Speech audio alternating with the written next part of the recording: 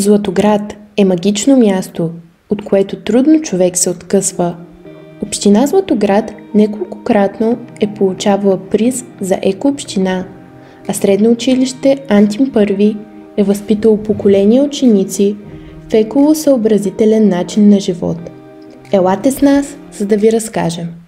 Това се случва, когато не ни е грижа за природата, но ние от екоучилища казваме стоп!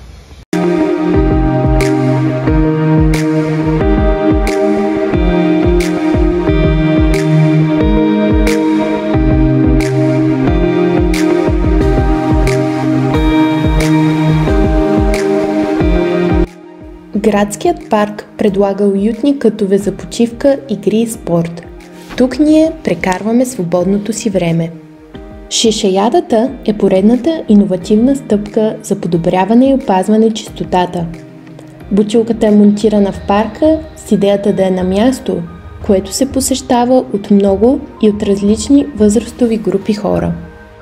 Контейнерите за дрехи са друга възможност за рециклиране.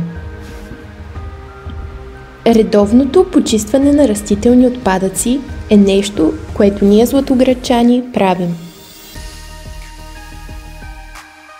Средно училище Антим I работи по програмата Екоучилища. Поставени са контейнери за разделно събиране. Събират се капачки и се отчита екоуспехът на класовете. Малките стъпки са най-важни. Пазете природата. Ние от Антим I го правим.